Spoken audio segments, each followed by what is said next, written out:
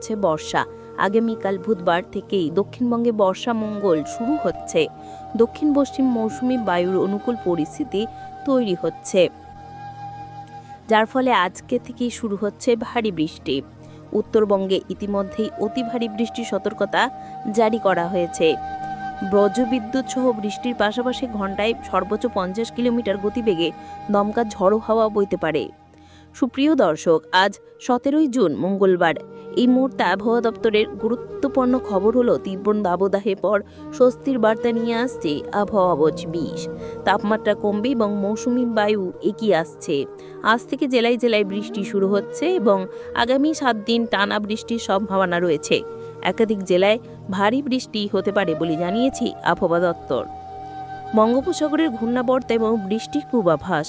এই মুহূর্তে বঙ্গোপসাগরে একটি ঘূর্ণাবর্ত তৈরি হয়েছে, যার প্রভাবে প্রচুর পরিমাণে জলীয় বাষ্প বাংলার বিস্তীর্ণ এলাকায় ঢুকছে। এর ফলে বৃষ্টির সম্ভাবনা বাড়ছে। তো আসুন দেখে নেওয়া যাক আজ মঙ্গলবার সারাদিন আবহাওয়া কেমন থাকবে। আজকে কোন কোন জেলাগুলিতে বৃষ্টির সম্ভাবনা রয়েছে এবং কোন কোন জেলাগুলিতে ভারী বৃষ্টি হবে। পাশাপাশি দেখে নেব এবছর বর্ষা কেমন হবে এবং কোন কোন জেলাগুলিতে ভারী বৃষ্টির সম্ভাবনা রয়েছে। বিস্তারিত জানতে অবশ্যই ভিডিওটিকে শেষ পর্যন্ত দেখুন। আপনি এই মুহূর্তে কোন জেলা থেকে দেখছেন, অবশ্যই আপনাদের জেলার নামটি আমাদের ভিডিওর কমেন্ট বক্সে লিখে জানান। তো আসুন প্রথমেই দেখে নেব আজকে মঙ্গলবারের আবহাওয়া কেমন থাকবে।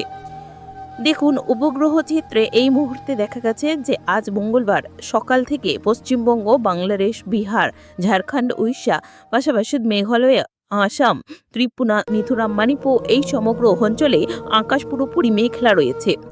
আজকে দিনভর আকাশ মেঘলা থাকার সম্ভাবনা রয়েছে। গত দুদিন ধরে আকাশ আংশিকভাবে মেঘলা থাকলেও আজ মঙ্গলবার থেকে মেঘের ঘনত্ব বা প্রভাব আরও বাড়ার সম্ভাবনা রয়েছে এবং বৃষ্টির মাত্রাও আজ থেকে বাড়তে চলেছে। উপকূলবর্তী জেলাগুলিতে আজ ভারী বৃষ্টির সম্ভাবনা রয়েছে। পাশাপাশি দক্ষিণবঙ্গ সহ উত্তরবঙ্গের বিভিন্ন জেলায় আজ বৃষ্টি হবে। বৃষ্টির পরিমাণ ও ঘূর্ণাবর্তের অবস্থান। তো আসুন